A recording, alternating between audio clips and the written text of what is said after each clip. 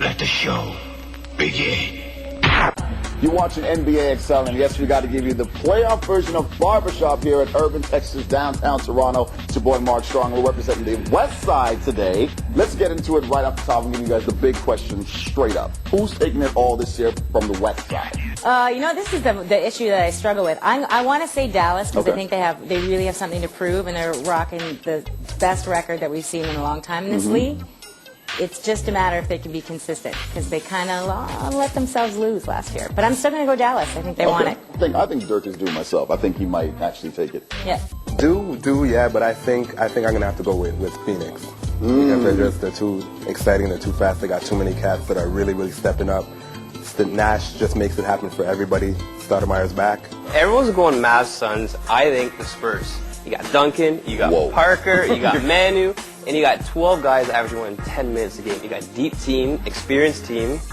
I'm going with Spurs. So you're going to go Spurs over Phoenix? Switch it up. The Spurs have been really overlooked, though, in the last little while in this whole battle for the West. They're kind of under the radar. Yeah, I think people kind of forgot about them, but they've been there and back. They know what to do when they get there, so can't forget about them. You make a good point about how deep the bench is. So here's another question for you guys.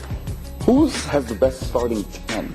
And I'm talking about, everybody's got a good starting 5, but how deep the bench goes for the rest of these teams, like the Utahs.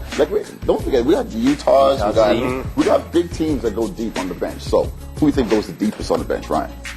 I say San Antonio, I guess. No, if you want to. If you want to, yeah. But they have 12 guys, I guess I mentioned, 10 minutes a game.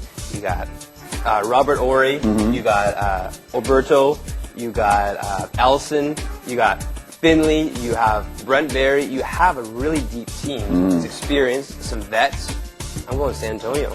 Captain Kirk. I gotta go with him on that. When you're talking depth, San Antonio is really deep. And again, people like Michael Finley, who's one of my favorites, and Robert Horry. How many times has he killed teams in the playoffs? Robert Horry hits from downtown. True When it comes down to it. Sam, what up? I don't know. You know what? I might have to go with Phoenix on this one just because they have some really strong veterans on the bench. They have Jalen Rose, who still contributes when he gets minutes and when they need him, he shows up. They have Kurt Thomas, a little bit of toughness. They have the Brazilian Blur, a whole lot of speed as a six-man. I just think they have a lot of weapons that can come and just rotate in and out of the game. So I think Phoenix has got the best 10. I'm going with Sam, definitely. I think I'm going with the Suns with their bench. The bench is great. I don't know who's starting sometimes. It doesn't really matter. You can flip them, and the starting 10 is all there. To me, who do you think the sleeper is in the West? The West? Wow. Who do you think the sleeper is in the West? Utah. I don't think people are really talking about them in terms of when it comes down to it. Will they burst out in the playoffs is the question. I think they still have it.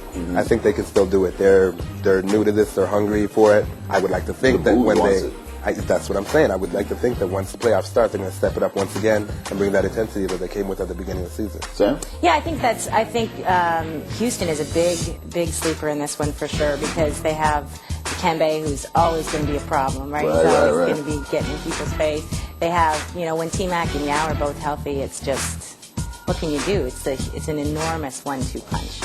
Right. I like Houston. I want to throw Denver out there, too. They have a low seed. They're going to have a tough opening round. But if Carmelo and Iverson get hot, I don't know how it's going to happen, but if they can both be firing on all cylinders, that can knock off one of the top teams. Can you feel it? Can you feel it? Once again, I want to thank everybody for coming out here, doing a barbershop with us, playoff style. Urban, Texas, downtown Toronto. You guys get your popcorn ready at home because the playoffs is going to be bananas, and watch Phoenix take it all. I said so. All right, we'll be back with more NBA.